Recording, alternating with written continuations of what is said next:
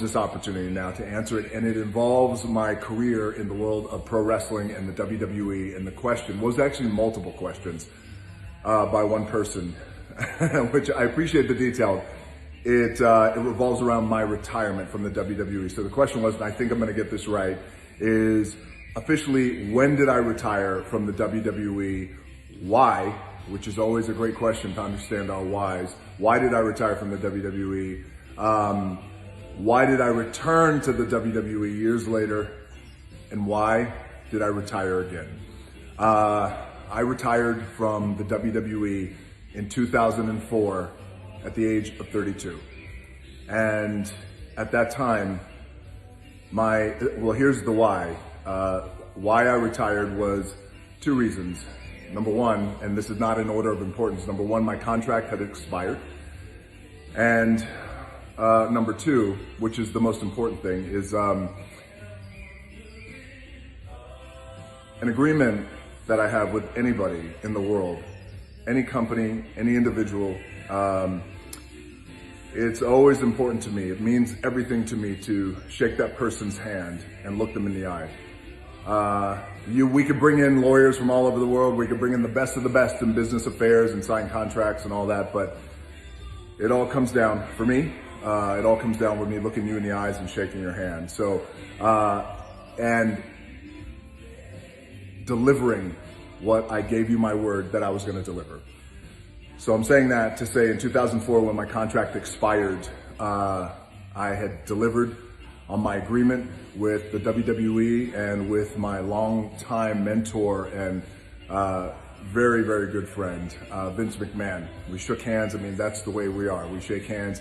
And look, even these big ass dinosaur mitts, that are all fucked up with calluses, excuse my language, it's very important to me, the handshake. So in 2004, I had my very last match in, of all places, the Mecca, Madison Square Garden, the most famous arena in the world. And what's ironic about that, and it's so kismet in a way, how the universe works. I started my career, I had my very first match in the WWE in Madison Square Garden in 1996. That New York City crowd, let me tell you something, it sounds like a cliche, that if you can make it in New York, you can make it anywhere, but that's true. And that night, that city embraced me like a son and launched my career, which is why I always consider New York City my home away from home.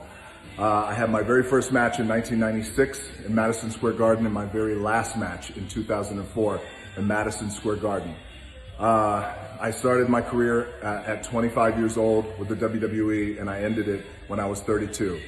A 7-year run. So in my life, as a lot of you guys know, the number 7 means a lot. $7, 7 years. So I had a 7-year career that was just so blessed, and I was so fortunate. It was beyond my wildest of wildest dreams. So in 2004, I retired. Two reasons. The why was I wanted to give my word and complete what I had given my word that I was going to complete, which was my contract. The other reason why, and again, this is why in life it's so important that we identify our whys on why we do things. And once we identify that, it's like a shift and click moment for all of us. Once you identify your why that you're going to do, whatever you're going to do in life, it's shift, click, and then you go. And then the power in that, when you have that kind of clarity for the why. So I had a philosophy when I was 32 at that time, and I couldn't share it with a lot of people because a lot of people would have thought you are out of your, excuse my language, you're out of your fucking mind for leaving the WWE and retiring. Why? Because I was on top.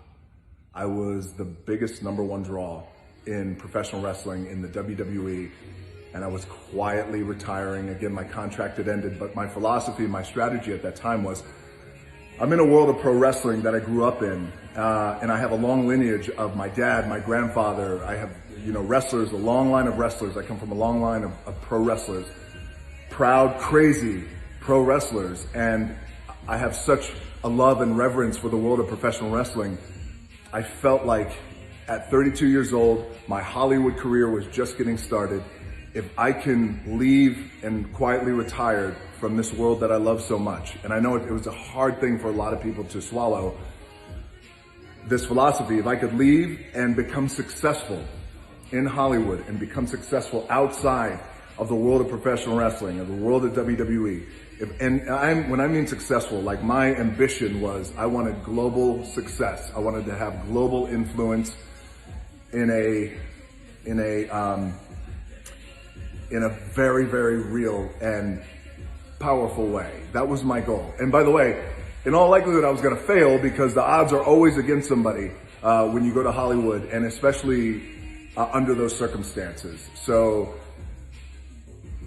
the thought was that if I could go and if I could have success outside of the world of wrestling, and then years later, and I knew it was going to take years, if I was fortunate enough to have this kind of success, then come back to the world of the WWE, but this time as a global entity. This time I could help bring a greater value to the company of the WWE. And not only that, but also bring a greater value to the locker room and to the men and the women who just sacrifice and commit so much of their life to this business. And I thought if I could come back as a greater asset, then it would pay off in so many ways across the board. And again, you never know how these things are going to work out. That was a long-term goal that I had. I quietly retired in 2004. I said goodbye to Vince McMahon, gave him a big hug, and I was on my way. And by the way, I should say he completely supported it too, by the way. He said, "Oh, it's crazy." I said, "Well, we're both crazy, so it keeps us from going insane." I called Vince McMahon, we spoke in 2011, and I said, "I think it's time." And he goes, "I think it's time too." We mapped out a plan to come back and have a series of matches, come back out of retirement. So in 2012, I had my very first match. I had a series of 4 matches when I returned to the WWE. And by the way, the crowd embraced me, the WWE universe embraced me, the locker room embraced me, the company, and I was really, really so excited because this is it. This is my opportunity to give back to something that was so good to me, this world of pro wrestling. So I come back, I had my first match in 2012 in Madison Square Garden, no less, an incredible night. And then the company, a few months later, the company puts the WWE Championship on me, so I become WWE Champion. And now again, keep in mind, we have a big strategy, a big lead up to main event 2 WrestleManias back to back. And it was with a buddy of mine, John Cena.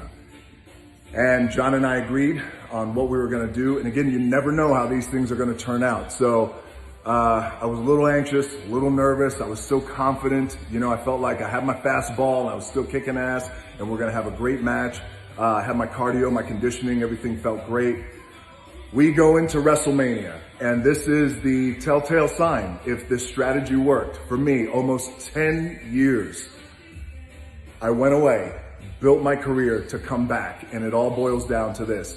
WrestleMania in Miami, my hometown, my family was there. We sold out that stadium. I am blessed to have the main event with John Cena. We have the match. I go over, and in wrestling terms, going over means I won.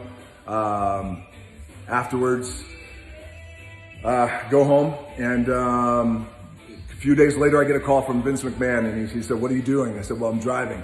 He goes, "You might want to pull over." I said, "Listen, let me tell you something." I said, "Anything you're going to tell me right now as it relates to our business and the buy rate, the pay-per-view we just did at WrestleMania, any success you're going to share with me, or I'm ready for it, any failure that you're going to set, that you're going to give me, I'm calm and cool in the pocket. Go ahead." So I'm driving in my truck. He said, "Congratulations, you have just set an all-time record in the history of professional wrestling, in the history of the WWE. You shattered buy rate records, box office records, gate attendance records. Congratulations." We hung up. I pulled over and I had a moment because it was so gratifying for me. And the gratification was I knew that this was the way I can give back to this business. And I also knew, the effect of that is the tentacles that it affects the company, brings value to the company, changes the perception of the WWE And also it increases the paychecks of everybody in the locker room. And that's the bottom line. The main thing is always to keep the main thing, and the main thing is money, and to make money. And for these men and women who put their bodies on the line every night, it meant so much to me that I, in my way, could add to their bank account. And so we had a match 1 year later at MetLife Stadium, New York. Again, New York City. Again, very, very befitting for me. I went into that match, 2013, MetLife Stadium, sold out, 80,000 plus people. I went in as WWE champion and facing John Cena. And I knew that that was going to be my very last match in the WWE. And I was going to close out my career in New York City. But I was also going to close out my career the way I felt it was appropriate, in the respectful way. And that particular way, for me in particular, a man in my position, the right way to do it was how we did it, which was I'm laying on my back, I get beat 1, 2, 3. I'm looking up at the stars and I'm counting my blessings. And I make John Cena champion. Company makes him champion. He goes on to lead the company and be the man.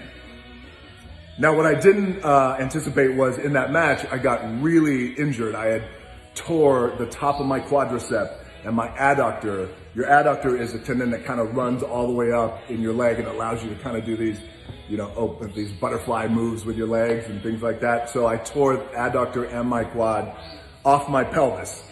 Lost feeling in my leg about 10 minutes into the match. I had another 20 minutes to go. I was laying there and I thought, well, there's no bone sticking out. So my cards are going to be what they're going to be right now. And I'm going to finish this match. And again, to identify the why. Why was it important for me to finish the match? Because an injury that severe, I would have been well within my right and appropriate to tell the referee and tell John Cena in the middle of the match, I can't go. I don't know what the fuck just happened to my leg. I can't feel it, nor can I really move it. So I have to rely on momentum to kind of move my leg. I said, something's really wrong. I could have, but I didn't. Why? Because handshake.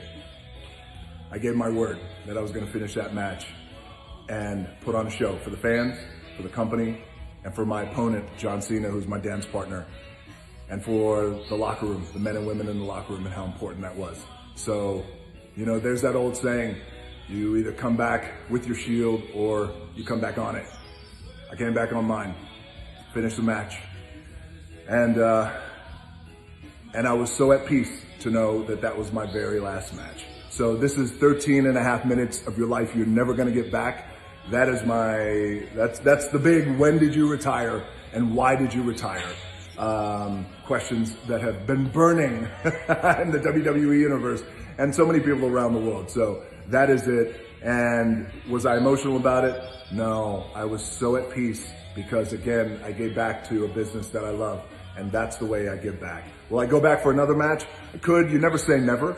Never say no in WWE, but I enjoy my role now of going out and continuing to build my career outside of wrestling and continuing to have a greater global influence and a power outside of wrestling, and come back in when I can, hit my music. If you smell, hit the top rope, do that, raise that eyebrow, hit somebody with a rock bottom of people's elbow, talk shit on the mic, have a blast, the crowd goes bananas, and I say I'll see you down the road. And I'll see you guys down the road. Most importantly, hope you guys had a great weekend. Stay healthy, stay safe, stay sane, and we are slowly getting back out there, so we will rise again. Thank you guys for all your questions. I appreciate it.